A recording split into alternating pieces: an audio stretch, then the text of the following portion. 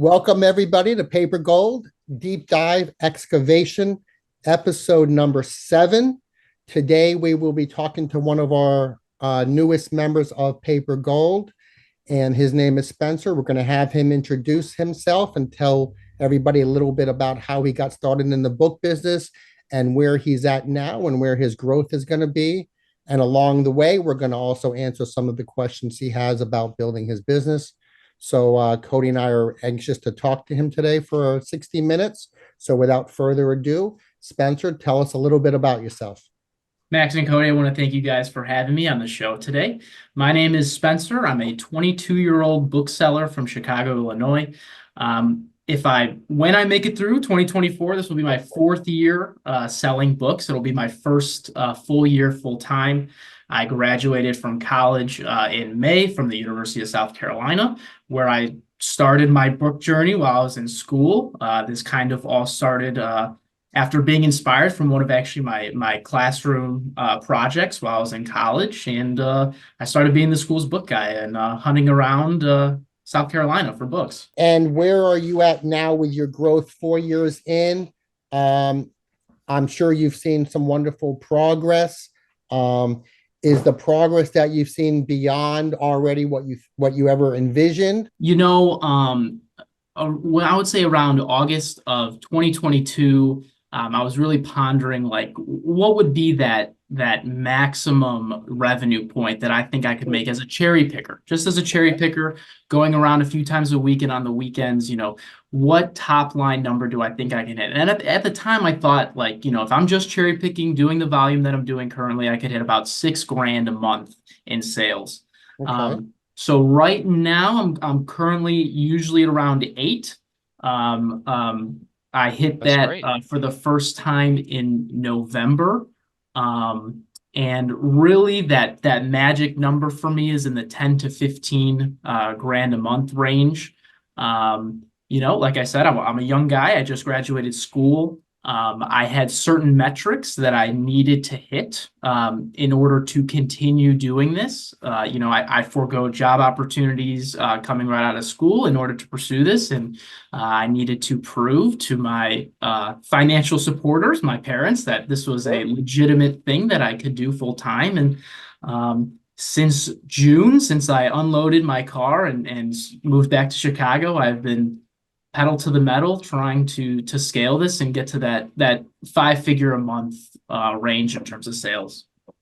Sure. I would say, Koty, based on those numbers for Spencer at 22 years old, he's 100% ahead of the game. To be 22 and to be your own boss already and to have those growing pains just for yourself and learn this business, it's amazing to watch that growth.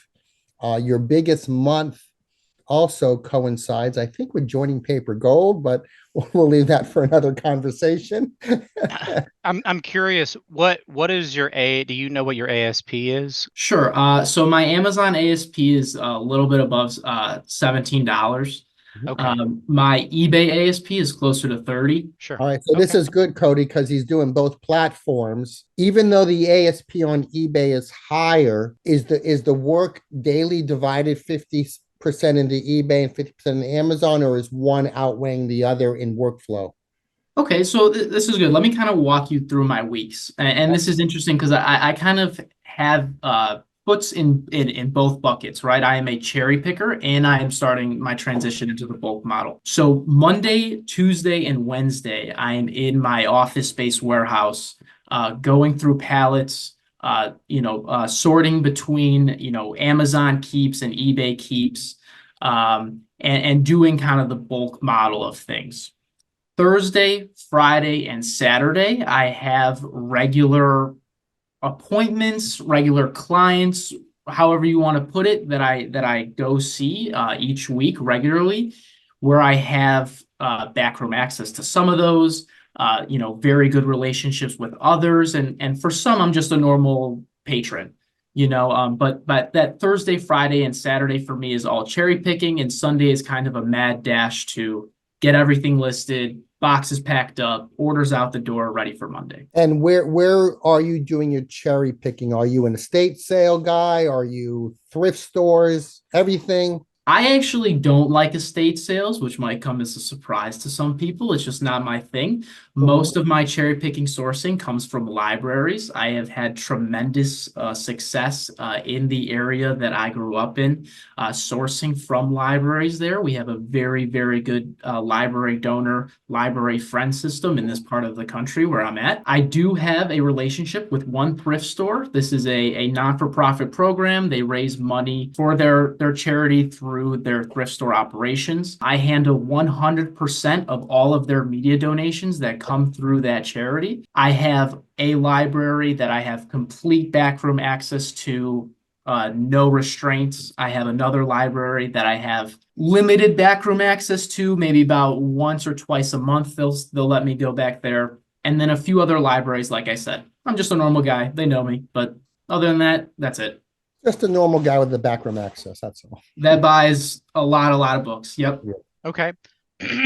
And I'm curious, do you know when you're going out, you mentioned that you're primarily sourcing from libraries, but when you say libraries, you mean like Friends of the Library sales, like going to sales from libraries? Yes and no. Okay. A lot of it. Do I go to Friends of Library sales? Yes, absolutely. There is a fairly decent group of booksellers who are very familiar with each other that do all the library routes down here. Most of my week by week purchasing from libraries is directly with the Friends of the Libraries, trying to get access and getting access to brand new donations and brand new discards from the shelf pulls. So you're saying you're just getting access to those books before they go to their library sale? Let me back up. Most of the Friends operations in this area have ongoing book sales. Okay, Okay. Okay. They have shelving or physical stores within the libraries themselves where they run their own bookstore. I see. Sometimes these are completely unmanned. The ones that I pay particular attention to are the ones that have consistent volunteers. And my job is simply to figure out which volunteers have the the power within the groups and make sure that the presidents and directors of the Friends of the Libraries know who I am, know that I like to buy books, and know that I will help them, determine which books maybe their patrons for their bookstores are going to be best suitable for them. And when you're cherry picking, I want to jump on that idea first. Are you cherry picking with a scanner for Amazon and you're also viscerally looking at eBay, or That is correct. what is your process? That is correct. I am a scanner. I do use Scout IQ for most of my scanning. I have tried around with Booksy Pro's mobile scanning and stuff like that. I just prefer Scout IQ setup. That's just me personally. I do visually scan for eBay. I also do a lot of type-ins, a lot of Google searches while I'm cherry picking. I am not a scan and go kind of guy. I am Okay. spending hours in these places not only to develop relationships with the people that are working there, but Hmm. also to make sure that I'm, taking advantage of the opportunities of the other sellers that are a little bit more naive. Right. And you also know you're in a great book town, so you're going to get phenomenal art books, but we'll talk about that later. But you're always going to get, the textbooks are going to be strong for you, but just a great antiquarian book community. Definitely. So if a book does not have a barcode, how are you making that decision? I'm going to pull this one. Is it just an eBay search? Most of the time it is an eBay search. Now, I'll be honest with you, my buy cost is very, very low at some of these Mhm. places that sometimes I'll just go with the gut feeling, and we'll search it when we get home. That is not a majority. A majority of the time I'm doing the research with boots on the ground in the rooms, and it is an eBay search. Most of my eBay searches are going to be for stuff that is sealed. It is going to be for antiquarian stuff, Okay. and it is going to be for first editions and signed copies. Everything else, for the most part, is going to be checked through Scout IQ. So are you doing any research currently for these books, non-barcode books on Amazon? Not really. Okay, okay. Totally fine. Totally fine. And this is one of the For now. the tidbits. This is one of the tidbits that I've been taking away from the weekly calls from you, Cody, as well as some pushing from Thomas to really make sure that I'm looking at all of the non-barcoded books on Amazon as well moving forward. I really like eBay. I Sure. almost like eBay as I'm growing as a seller more than I like Amazon. I know there's one person in this call that will smile at that. I am very, very open to sell it where it will do best. And are you doing merchant fulfilled and FBA or okay? Absolutely. It was cut down probably prior to 2 weeks ago. It was about 35% merchant fulfilled. Okay, gotcha. And you're just using your long tail books is what your merchant fulfilled is going to be for, or It is mostly for long tail. I was experimenting with merchant fulfilling some faster moving books to get a few more dollars out of the margin. I don't think it's worth it at scale. Um, and frankly, merchant fulfilled prices tank faster than Mhm. FBA prices, and especially on those faster moving books, you can oftentimes just kind of extend the life of your book by sending it FBA. So yeah, that most of it's now long tail or it's movies. What I will say real quick, I know this is not necessarily among your questions, but something that I've made as a change recently in my business, I went through and culled all of my merchant fulfilled books because since I started and when I had merchant fulfilled, I didn't know as much as I do now. Um, and often, what I'm finding, oftentimes, if you have a book that has a decent price for it, but the let's say the ranking is just long, Keepa is your best friend with that because you can go through and you can really see what the book is worth and what people are willing to buy it for. So, for perspective, when I pulled all of my merchant fulfilled, I kept maybe around 25-30% in merchant fulfilled. About 10-15% went to pretty much we were duds, fool's gold as we call them. But the rest I turned into FBA. I set those in FBA, and I've sold, and I'm going to talk about this in the show. I've sold more books with high ranks of like anywhere from 1.5 million to 10 million. I've sold more of those in the past 2 weeks than I ever thought I would, just based off of making sure that I'm pricing it accordingly and not letting my repricer come in and try and price against everybody else who has their book just overpriced. That's what tends to happen when you'll see a long tail book and the price is high. Well, it's one of two things. Either the book is a dud and the repricers are out of whack, or the book is just priced too high. And I've sold books that, were sitting on my merchant fulfilled shelf for over a year within a week or two of being listed just because I dropped the price to what people are willing to pay. And it's something to consider. I don't know if you're utilizing Keepa right now or not, but it is definitely a game changer. Keepa is in the tool sack. There's no doubt about that. It is something I use very, very regularly. Since you've been discussing this kind of new merchant fulfilled strategy of converting, old merchant to FBA, I have gone through my inventory as you suggested. And I did cut down considerably. So now I'm looking more like 20 to 25% of my inventory is merchant fulfilled. Okay. And half of that is other forms of media, not books. Sure. So Sure. Is there a reason that you're not sending your other media into FBA? there is, and this is a really good. I'm happy you asked that. This is something that I've gotten into debates with other sellers.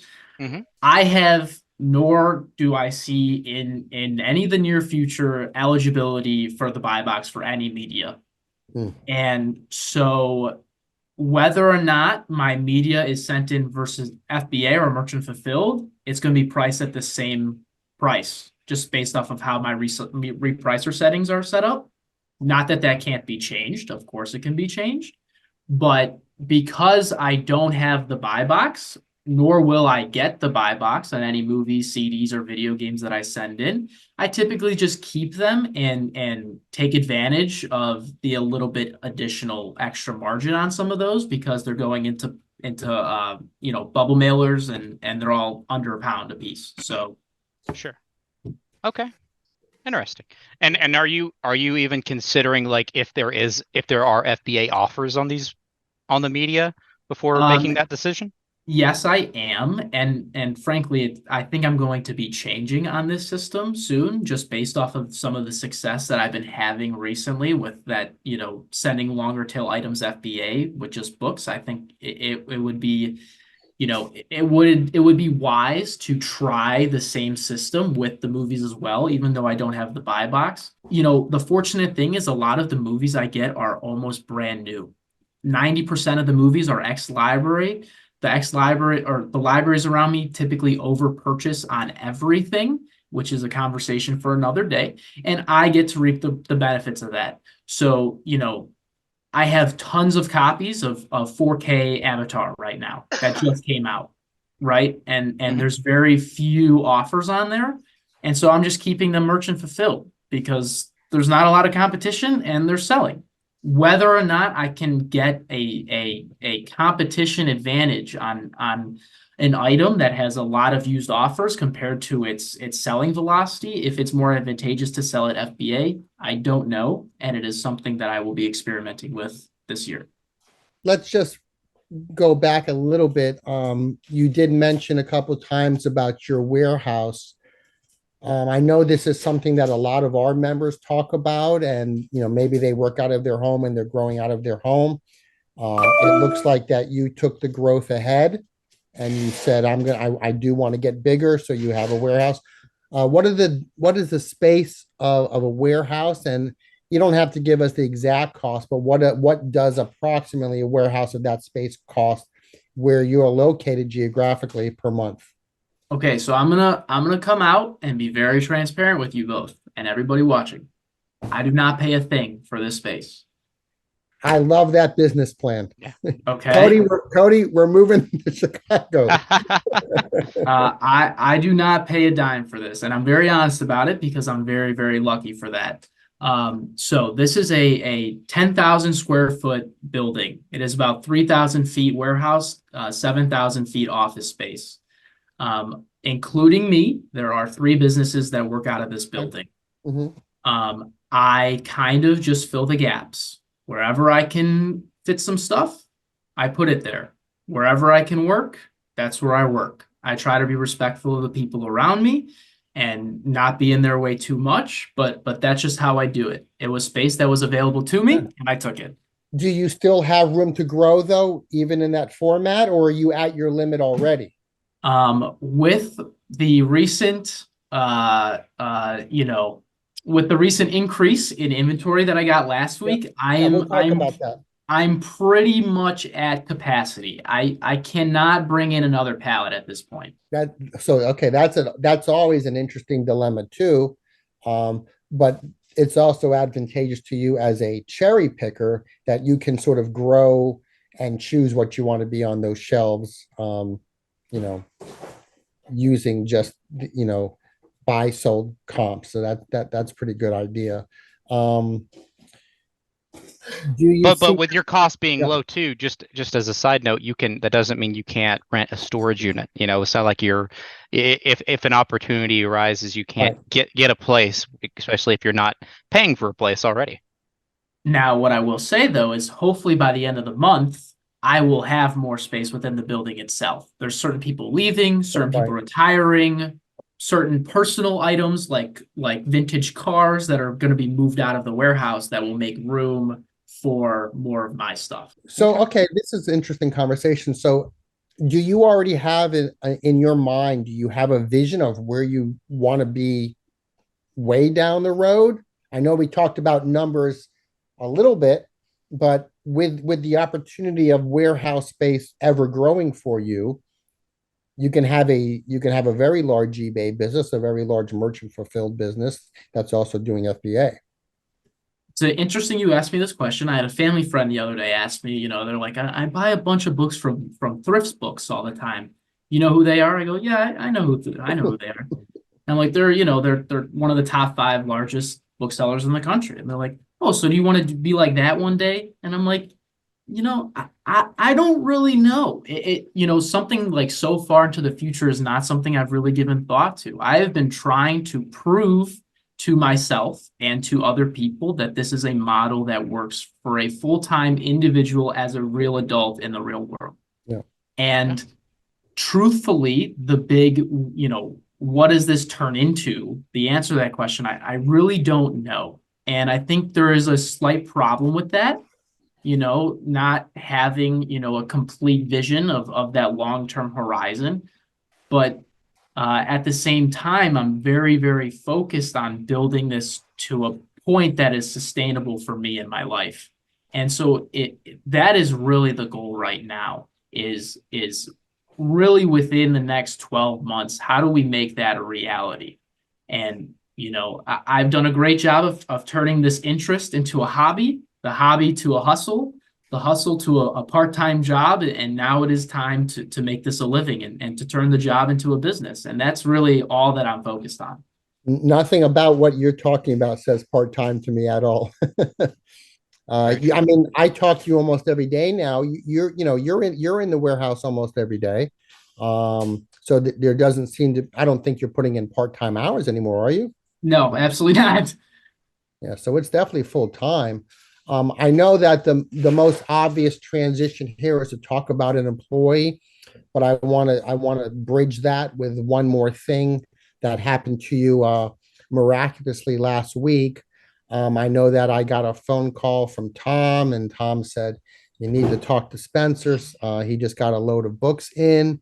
I'll let you reveal that in a second, but I know that the beauty of what you do, the beauty of what Koty does in Georgia, the beauty of what I do in Florida is there's no parameters to where you live and what you can do in this business. It's an amazing business. There's so much money to be made in the secondary book selling business or media business. And I think that just your rise of numbers in the past year shows how much money you can make in this business by putting forth effort and sweat equity. So can you talk a little bit about you acquired, I think, was it 5 pallets of books? It was 5 pallets of material. When I was still in school, I was trying to figure out what I needed to do to make sure that I was prepared to make this run. From January to May of 2023, I did no sourcing. I did not cherry pick. I just let my inventory sell as it was. And during that time, I was kind of game planning. And one of those plans was to build a website, just something simple that people can use to find me. Very, very easy. And so I did. I use Carrd, Carrd. It's Mhm. very cheap. It is a web hosting software where you can build a website. It cost me like $16 for the entire year. Okay.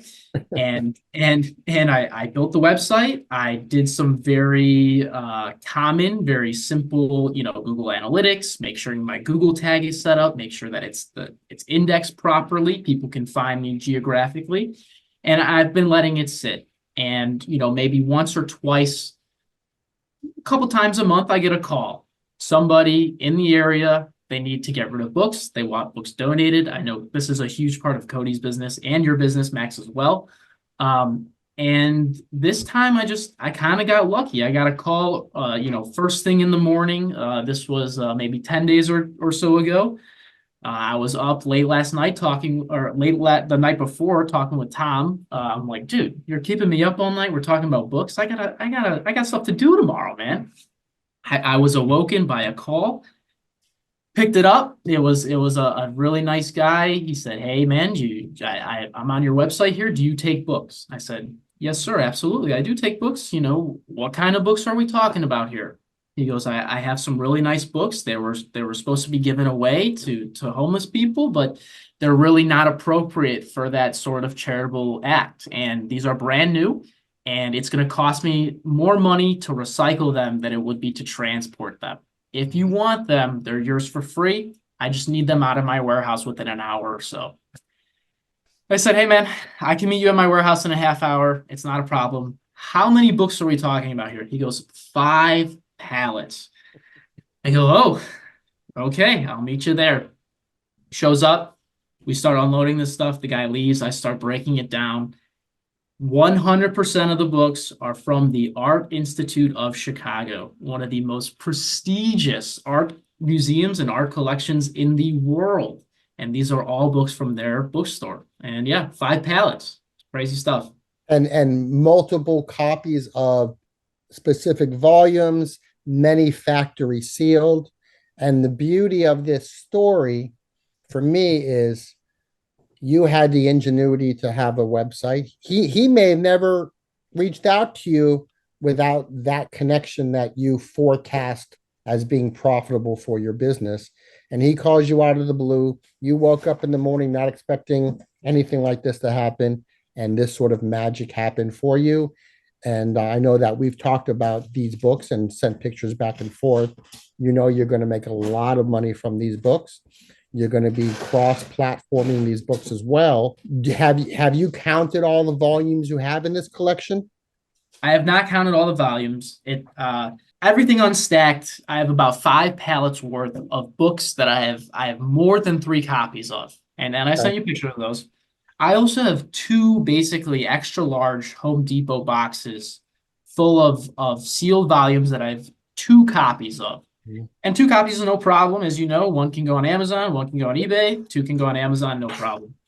And then I have 4 boxes, extra large boxes of all single volume art books that I have 1 copy of, and those will go where they'll sell best. And yeah, it's from a how am I going to grow my business perspective, this is exactly the type of thing that I got so lucky of being a part of and being given, truthfully. Right. But I can say this on behalf of Koty and I is the more booksellers Koty and I talk to, paper gold or out of paper gold, we see these types of wonderful things happening to people frequently enough where it just compounds the idea that really, I know I say it, but the books are everywhere. And we have people from Alabama to California to Maine who have gotten great contributions or donations of books just because somebody else needed to get rid of them. And so you're in a great geographic area for this. And I don't think this is the last time something like this is going to happen to you where you're situated. I think you're right. This is a great springboard to the question about hiring an employee because he just got a giant influx of books. He already knows he has to cross post them. He's a one-man show right now. And Koty, I know you and I always talk about to the members not being owned by your death pile inventory to get out of it. And so I would hate to see Spencer run into an issue where maybe in 30 more days, another phone call comes in. And now these 5 pallets he's working on now suddenly takes a backseat to the newest stuff. So I think this is a great point of the conversation, Koty, where you could start it off with talking about an employee and the benefits you've had with your latest employee with Amazon. Sure. Well, what I will start with first actually is just a little bit about the workflow. I think that's kind of a good part that would lead into the employee. And you made mention, Max, of getting the influx and then having to process and getting more stuff to come through. And that's where having a good workflow will allow you to be able to keep the space and still have stuff to be able to process when you're out of inventory coming in. You know what I'm saying? Like you'll be able to have things to process, but it'll take up much less space. And I know you said that you do a lot of your stuff. I know you said you do a lot of your stuff on eBay that has no barcode, but what I'm going to tell you is not only, I know we talk about the prices you can get on Amazon for these items, but your workflow you can speed that process up dramatically by utilizing, even if you're going to sell it on eBay, utilizing Amazon for doing your research for these products. So I'm not sure if you were here when I were a part of the show when I talked about what my personal workflow is. But it just goes, it's an order of operations. And if you can keep an order of operations, you can keep a good flow. for each time of the year when you've got a bunch of stuff coming in, when you don't have anything coming in, you have something that you can always be doing for yourself. And then we can kind of go into how I incorporate having an employee for myself. But it always starts barcode. I'm sure you know that one. ISBN. I don't. We didn't mention that, but I'm assuming you will do ISBN searches for Scout IQ. Okay. And then next, it's easily identifiable cover books.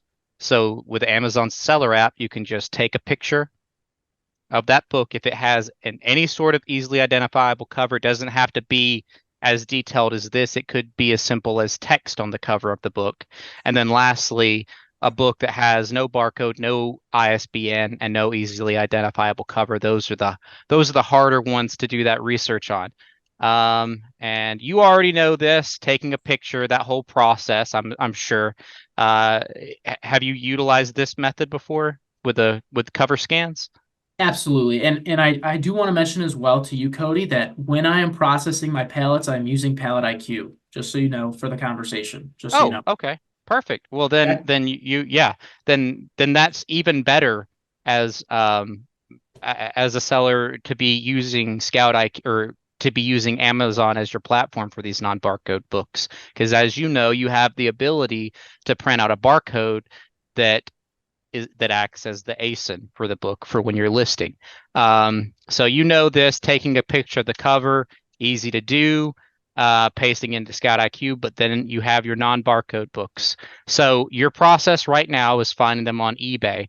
Well, these books, you can do the same steps. I'm not sure if it's the exact way you're doing it, but the name of the author, the title of the book, and the copyright year. Sometimes you'll need the publisher, but 90% of the time, if you've got an Amazon listing, these three things, type into Google, title, author, copyright year, you're going to find the Amazon listing for these books before you'll see anything on eBay. And this is just another point to Amazon being a better platform for these books, which is who's at the top of the page, man? Who's at the top of the page on Google when somebody's trying to find this book? Most people, unless they're married to eBay, they're going to type this kind of thing into Google. This is where they're going to look for this book, and that's where they're going to find it. And lo and behold, you find the Amazon page, scroll down, copy the ISBN or the ASIN over, and you've got it right there. But we also have WorthPoint, which is this is the only time I'm using eBay. When you have these books that, let's say, when you do the cover scan, it doesn't find it, and you have to put it into your manual lookup pile. If you can't find it on Amazon, that's when I'm going to eBay for these types of books, especially at scale, with it being a one-man show. Incorporating Amazon into as many of these books that you can, especially once you get an employee, it is going to allow you to scale so much faster than what you already are at. Because when you're not having to be there to package, to ship, to take pictures, to do all the everything else that's involved with your business, it's allowing you to do what the most profitable thing in your business is, and that is sourcing your books and getting them ready to be listed. Like that, there's nothing more valuable to your business than that. Um, but that's kind of my workflow. And as a side note, when I have, let's say, a book that has an easily identifiable cover and it doesn't find it, it goes into my lookups.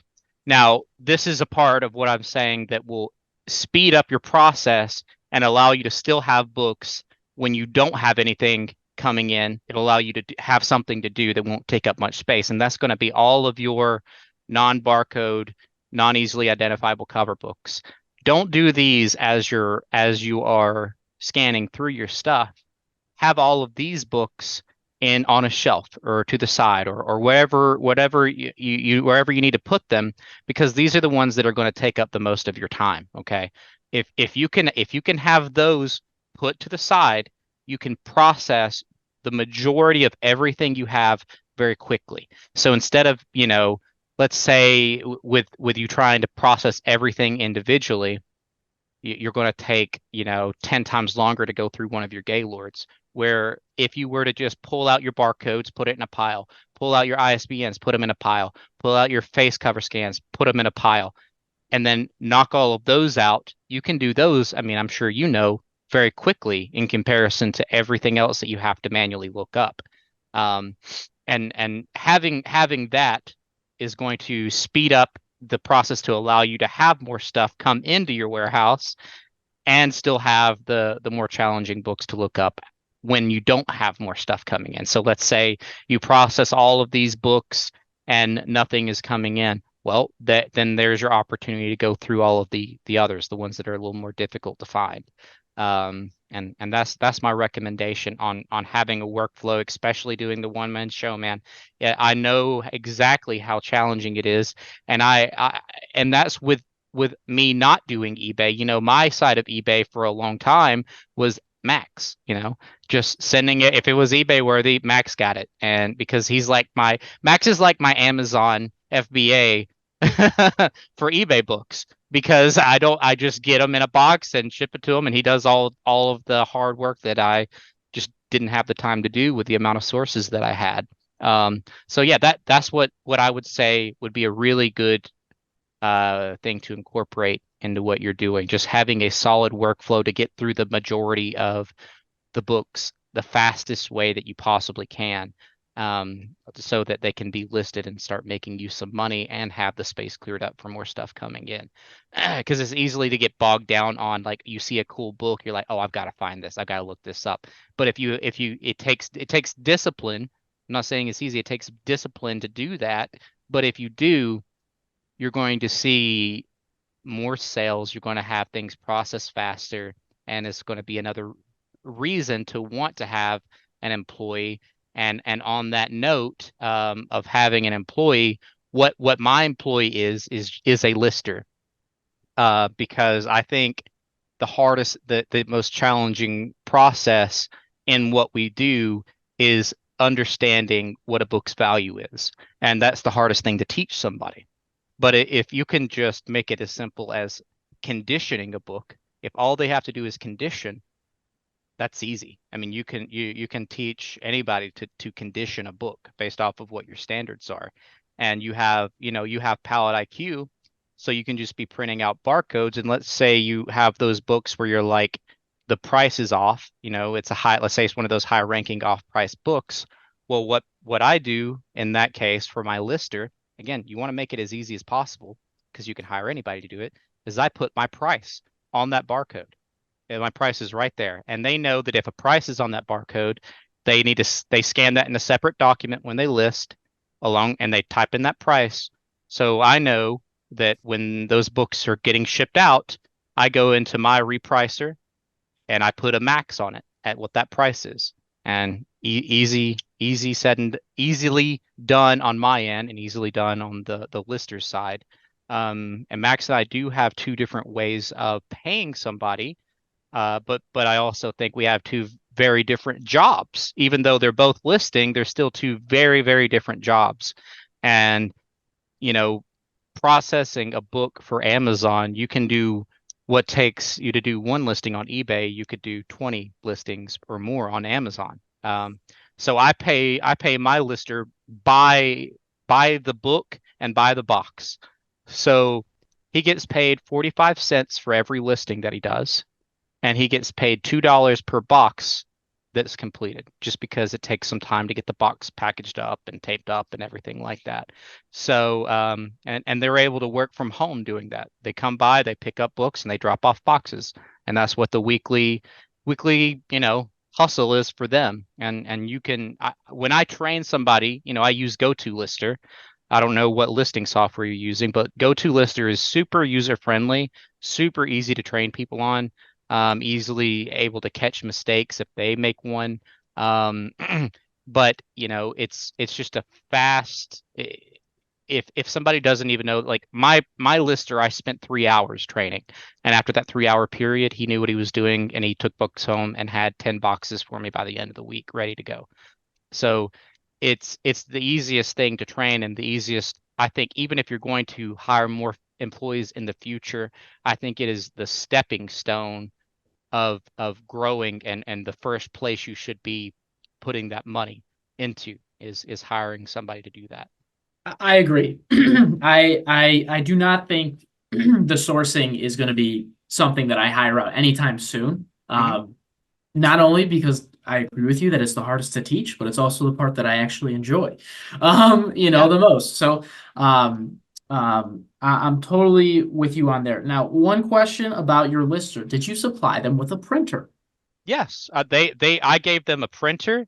I give them boxes. I supply them if they run out of anything. I give it to them. It's just the same as if it were to be me. I definitely do. But you don't have to find you can get a Dymo like Facebook. Like I will tell you this: every printer that I have ever owned, I've not paid the price that they go for. And now I like Dymos just because they're cheap in comparison. Now they do have their own issues, but like if something happens, even if I buy another one, I'm still paying less than what I would be for any of the other brand printers. Now you want to make sure you do the 4 series, like the 400 4XL. Those are typically, like, if you're going to have a lister, you can. I bought all of mine from Facebook Marketplace. Every single one has come from Facebook Marketplace. Even I He my sends me the pictures all the time. yeah, I've got like the Dymo 450 Turbo. It's the more expensive one, and I think I paid, $50 for it, and it sells on eBay for a lot more than that. But the 4XLs, they're good too. I gave him tape. I give him labels. I give him a tape gun. Mhm, mhm. I bought him a scale, because I mean these are things that even if he's no longer working for me, I will be using again for somebody else. Like I've got to that point where, like, why would I why would I continue listing when this is an easy thing to teach, and an easy process? Even if you just want you want all the books to stay in your hands and you want it to be in your warehouse, I mean that's fine too. But you're going to have an easier time finding somebody that's like, hey, look, I don't care what hours you want to work. You work whatever hours you want, as long as by the end of the week I have 5 boxes, 10 boxes, whatever it is, like that you require them to do. When you give people freedom to do a job in a certain way, you want to provide value other than financial, for having somebody work to have them work for you versus working for somebody else. Or you're able to target the people who have only 15 hours a week. Well, I mean, in 15 hours, I'd say you could get a lot of boxes done, even in 15 hours. So you don't have to have like a full 40-hour a week employee to have that kind of job going. Neither of us do. Both of the people who work for us are part-time with that. Both take the books home for the different platforms. But Koty, let me ask you this for Spencer. How many hours a week on average is your employee working? And then subsequently, on average, how many listings are they able to get up in that time span per week for you? Sure. So I have a minimum of 5 boxes a week that I want my lister to do, and it's very rare that he only does 5 boxes. But he's a college student, and he also has a full-time job working there, and so I don't want to force him to be this. I don't want this to be the type of job where like he's mentally exhausted, done, is too much for him. I was like, if you want to get more done, I'm not going to tell you I'm not going to say no. I will happily pay you to do more. But he does at a minimum 5 boxes every week. Now I'm sure Spencer, that can change. The quantity can vary drastically whether you have a set or you have thin books or big books or anything like that. But he does at a minimum 5 boxes. Most weeks though, he'll do about 7 or 8 boxes for me, just kind of depending. And it also depends on what I can provide him. Sometimes he catches up beyond what I can give to him to ship out. Because as you know, the processing is a much more time consuming thing than the listing side. It's going to take you a lot longer to get all the good books than it would take you to list all of the good books. Absolutely. It was one of the things I was running into. I got my first 6 pallets of books, my first bulk purchase, and I had, 300 items that I needed listed on eBay. And I was up a creek without a paddle. I mean, I had no clue what to do. And I finally got somebody, who basically volunteered themselves saying, "Hey, I know you're doing this. I'm back in town. Would you like some help for the next couple weeks?" And I was shocked by how quickly they caught up to me. Hmm.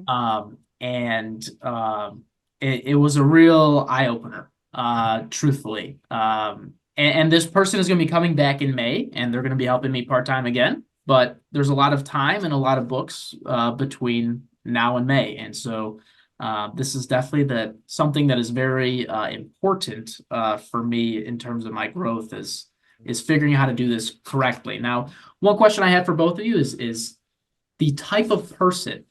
Do we need a book person, somebody that really loves books to be doing this, or no? Okay. Good. I That's a great didn't. question. That's a great Yeah, question. my person had no idea what like the book market on Amazon was. Had no idea any of this stuff. I mean, he likes Stephen King, but everybody's got, like they can like some sort of books. But he had, that's the thing is if you make the job easy, anybody can do it. And that's why I love, and I would really, I think if you take anything, at least on my end, for yourself, if you can really start at least, spend you've got books to try it with.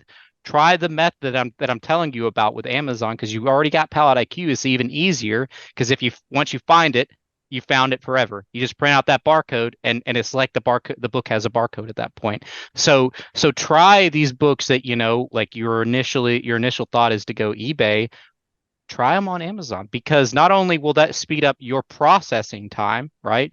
It'll also speed up the time that from now till it's listed, and you're utilizing a platform that most of them are going to be FBA, so you're not going to have to touch it at that point anymore. It's locked in, everything's done, and it allows you to grow and to do all the stuff that you enjoy doing, which is sourcing for the material. It is what I know for a fact that if you give it a good try, give it, put your all into getting the flow, because it's not like it's going to over, a few minutes you're going to get the hang of it. But once you get into a good rhythm with it, I think you're going to see that not only is it a faster process to do the research on, but it is a more lucrative, a more profitable way of doing these books as well. I But will even, definitely give yeah, it I'll definitely try it. That's for sure. I do use a majority of your workflow is what I have in practice right now. There are some small differences. The first huge difference is that I do not have and have been consistently denied for bulk sell back your book accounts. That's number one. That slows me down incredibly, like by far more than anything, that slows me down the most is I don't have a bulk buyback account and I've keep getting denied for them. That's number one. Number two, the only difference that I'm not doing is instead of punching that title, author, copyright into Google, I'm just doing it into eBay. And so that's an easy switch of just changing the search platform, and we'll make the switch, and hopefully I can find more for Amazon. When I do come across books that are ready for listing on eBay, I list them that second. I have my photo booth right next to my desk that I stack these books on. And so if I pull any of them for eBay, they get listed immediately. And that has been an adjustment that I've made recently to try and maintain my eBay flow of listing. Sure. And that's something that, even if let's say you don't utilize me, that's something that having, well, I say utilize the practice that I'm telling you, you can kind of cut back out and allow you to process faster once Right. you have a lister for it. But and I'm certain that when you start seeing how much profit you'll be able to make and what books that you're like, really, you can sell this on Amazon, like even when you don't think it will sell on Amazon or you don't think you'll find it on Amazon, you will be. I mean, I know I've showed some books. I don't know if you've been there when I'm showing books, but the amount non-barcode books They only make up about 30% of my inventory, but they make up 50%. They make up 50% of my profit at the end of the year every year. 50% of my Yeah. profit from Amazon. And that is not a small number No, at all. no. So, but again, not only are you making more money, you're doing things faster. It's one of those things where I'm just like, it's a no-brainer in my opinion to implement something like that into what you're doing. And Can I you give can you an also put example? you can also put these on Amazon. You have multiple copies of books. You have multiple Right. copies of over 50 to 75, maybe more books. Don't ignore the idea of putting these on Amazon and then cross-posting them with a cross-posting software. And you can get them on eBay and Abe and Biblio and Etsy just by the click of a few clicks of a button. You might be able to maximize your sales by having these multiple copy books that you just received cross posted. What was your question about example, Hold on, Spencer? hold on. Well, I'll go Oh, back to that. I have an okay. example for a book that I listed on eBay this morning Sure. that Okay. I was in between of, hey, maybe this could be one of, Cody's Amazons. Let me find the title for you and I'll ask Max a question. Do you use a cross lister? What cross lister are you using? Is that something you've had success with in the past? I am just now getting into multiple platforms, of course, with the assistance of Koty. Um, I'm not putting I'm not putting books on Biblio or Abe or anything like that, or Etsy for that now. It's just strictly eBay and Amazon. Um, At one time, I did use Macari and Bonanza. I would use those for maybe books that were sort of in the banned market on eBay. Uh, so that's where those would go, but I'm not really utilizing that anymore. I'm busy enough as it is doing what I'm doing right now. But because of I also don't have the multiple copies of books that you have right now. And I think that probably makes you a very viable candidate to cross post. Because the one thing we talk about all the time on Paper Gold is there are Amazon buyers, there are eBay buyers. There's a certain amount of them that will do both. But there's also people who will just look at A books or just look at Biblio. And because of that, books should be cross-posted to those sites when you have an advantageous position like you have right now with these 5 new pallets. So, So one of the things that I'm kind of weighing with some of the art books is, for some of them, I can sell them to a buyback company, mhm. today. Given that I have so many, we're kind of in this trade-off of kind of this get the books out the door as fast as possible or maximize profit as much as possible. Mhm. Given that, do I consider offloading some of these copies to buyback companies or do I save them? Cody, let me answer that first, and then you can jump in on that. I would rather you experiment first with the price margins you can get on these books. You and I have already spoken a few times last week that you do not have to be a highly competitive price on these expensive books. If a book is in the marketplace on eBay or Amazon, and let's just say between $200 and $300, you can sell it for $100 if you have 25 copies of it. There's no reason why make some customers happy with what you have been fortunate upon with. Um, be the lowest price unless you can sell a lot of them at the highest price. You may have something very rare and very desirable that you can sell the highest price for.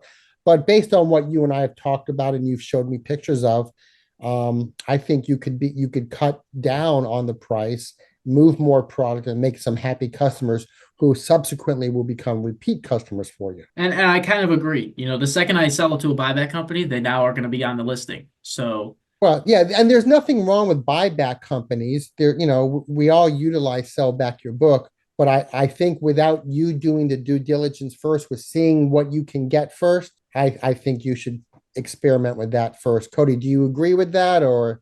Yeah, no, I'm not for well, first off, I want you to send me your contact info when we get off the call, and I'm going to do what I can because I'm assuming you told me I was going to ask that earlier. You're saying you've been denied from Sell Back Your Book as a bulk. Did they tell you why? Yeah, volume. Wow. Okay, that's bizarre. Mind you, I am 10 minutes away from Tom. Okay, yeah, yeah, I'll work on that for And you. it's the And same pallets. yeah, yeah, no, Okay. it's yeah, Thank you. that's yeah, no, I'll have just make sure, like DM me on Discord or something and get me like all your info, and I'll work on that for you because Thank that's you. yeah, that needs to happen considering that's the most bizarre thing I've ever heard.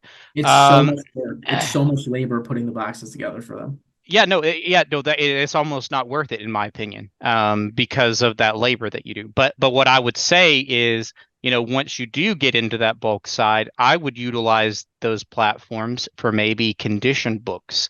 If you're going to, if they're like let's say it's a book that is not in the best condition, it's still readable. You're not like wanting to send them trash or anything, but let's say, you've got one that you'll make 20 bucks on, but the condition is kind of meh.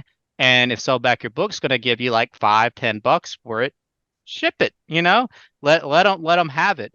But I wouldn't utilize them in a volume sense just to be able to get stuff out faster because there's a reason that they're buying it. There's a reason that they're paying for it to go on a pallet. There's a reason that they're shipping it to their place. It's going to sell. Now, if you're in a situation where, let's say, you don't have the space, I would before I would do something like that with a buyback company, I would consider doing consignment with another person who does what we do. Like be that, I know Tom is nearby. You could have Tom, but again, you have, I would imagine, still a lot of space left in FBA, right? Like even at Oh, what you're doing, I would yes. imagine you don't have any more than 1,200, 1,500 books active, or is that about right what you're with your I inventory? I I have about 800 active. Yeah. Okay, so there, yeah, there you go. It's you, that's the other thing, man. Is like you utilize it, utilize the space, and if you're smart about what you're sending into them, and you're making sure, like that means that you're not able to just let your repricer do all the work for you. It's very easy to do this for these books that are off price. It's not a difficult task. It's a little bit time consuming, but it's a hell of a lot less time consuming than listing on eBay. It's a hell of a lot less time consuming than dealing with, oh, this book I sent in 6 months ago, the price is just too high. That's the reason it's not selling. And you've already paid long-term storage fees and all of that. Utilize the space that they have for what your situation is. Don't give these buyback companies your money, for the work that you're putting in unless it makes sense to what you're doing. If it doesn't meet your margins on what you need it to make on whatever platform you're selling it on, then absolutely. If the condition is kind of meh and they're willing to give you a price that you think is fair, absolutely. But I wouldn't use a buyback company for scaling. If you again, if you were to do something where it's like, okay, well, I just need to move it, find somebody that'll consign it for you. That's what I would do first before doing something like that. Try to maximize what you can first. Right. Even though you mentioned that you were sort of running out of space, I don't think that's the maneuver you need yet. You first have to see if you can sell these. There are art books. We know it's a great market, a great subject. So I think first we have to see get these listed on eBay and Amazon first, and maybe some other sites. Don't ignore whatnot as well, and see what we can do with that. Uh, Before we end, Max, real quick, I do want to show this because I did find what you're talking about. So by the way, that pulled up. I'm assuming I'm not even that well. I'm almost positive that's your book because I Correct. found it's also you also have already listed it on eBay, correct? Yes. Okay, so did you find this book on Amazon already? I did. I was about to. I almost put it in the Amazon pile, and I just put it up on eBay. Sure. Well, I mean, what I can tell you based off of this book is between both platforms, I don't think it's a very good book I would agree with you. on either side. But I'll show you what gives me that feeling for it is, this book, it was sitting. when it was $30, it was sitting. When it was $18, sitting $30. And it wasn't till it seems like it was down at $6 or so. The rank kind of broke here, but it looks like this is when the book sold, because you can see down here it goes from 3 copies to 2 at Mhm. $6.79. But what I will say is when I see something like this is kind of iffy, and Keepa doesn't give me all the details I need, that's when I utilize the other platforms. So I start with eBay, looking to see, by the way, saw that your listing was up, not under solds, because it's a new listing. Yours is at the top of the page. Didn't really see much here, but when you go to WorthPoint, I mean, you're able to Mhm. see it.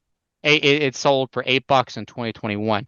So what I would tell you is if this were me, right? I would put this up merchant fulfilled because, obviously there is a demand of some sort for it, like people do like it, but it doesn't like people are willing to pay for it. But I would try putting this book up on Amazon for like $20, merchant fulfill, putting it up, but I would not send this type of book in FBA because even when the book was dirt cheap, nobody was buying it, and you don't want those types of books to take up your inventory space or to start charging you if it's kind of a toss up. But yeah, I'm so glad that the thoughts that went through your head were the same as mine. Mine's up for $24. So we're right in the same ballpark here. I mean, I saw the $18 on the Keepa chart and then the break, and then I'm right with you. I'm totally with you on that. I use WorthPoint as well, so yeah, it seems to me, like I said, when it sold last on Amazon, again, this is just where it broke. I don't think this is obviously not when it was sold, but you can see when the rank comes back into play, it's right here on the crest where this goes from 3 to 2 offers. So it seems like it only sold for 6 something, and then WorthPoint saying 8. That just tells me it's like, okay, yeah, it's probably not a good book. But if you've got multiple copies, I mean, again, there's no sense if you've got this up eBay not to put this up Amazon merchant fulfilled as well. And that brings one last little tidbit that I want to share about that, because we were talking about cross listing. If you are going to cross list, find the Amazon listing first. Don't do eBay to Amazon, because when you do eBay to Amazon, these services are not going to, it's not like they're going to find the listing that sells, okay? I'm sure when you take a picture of a book, you're going to see half a dozen listings of the same book, but there's only one listing that has a good rank or has sales that you're looking for. And that also happens to coincide with the same book that Amazon is pushing on platforms like Google. Okay. If you list from eBay to Amazon with a cross lister, it's just going to create a brand new listing. So you're not going to be on the listings that the Amazon is preferring. So start with Amazon first and then add that to eBay for your merchant fulfilled And the books. beauty of all of this is it's such a great time to be in the business we're in because all of the data and all of the software and all of the information, the life of a sold or an unsold book is all in front of our computer screens now. And 10 years ago, it wasn't. This is a great spot to be in for us. We all know what we could price and sell books at. I hope we're all surprised all the time too. Sometimes they sell for more, sometimes they sell for less. But the visual way of that we can understand books now is it's such a credit to what we're doing and looking forward to for the future. So I want to thank you, Spencer, for coming on with us today. We're going to touch back with you. We're going to do part 2 in 60 to 90 days. We're going to see what happened to those 5 pallets and how you subdivided them. We're going to see what else has come into your life and where your numbers are. And Koty, if you have anything to add beyond that, I think No, this just is a big yeah, show. just send me your information again so I can try my luck at getting in, because that's very bizarre. So other than that, yeah, we'll get you back. Hopefully you've got, even if you don't utilize Amazon, utilizing that workflow, even if you utilize Amazon's tools to find the value of book and you do eBay, well, that's fine. But I can't wait to see the sort of changes you have to it and the speed. I know that's your biggest struggle, because that's every bulk seller's biggest struggle is processing. And if Definitely. you buy a Lamborghini in that time, just send us a screenshot and we'll know how business is doing for you. Or just send me a Lamborghini too, and that'll be fine. So Thank you guys so much. Thank you, Spencer. Truthfully, I'm here to learn new things and to, take the lessons that you guys have already gone through and apply them to my business so I can kind of grow a little bit faster. And I will definitely, take everything that you guys said and try to implement it as best I can. And you'll see me again. We'll do another one. We'll Yep, have we an update. appreciate you, and we will see you Thursday night for our regularly scheduled Zoom call. Absolutely. I'll be Love there. it. Bye-bye. bye.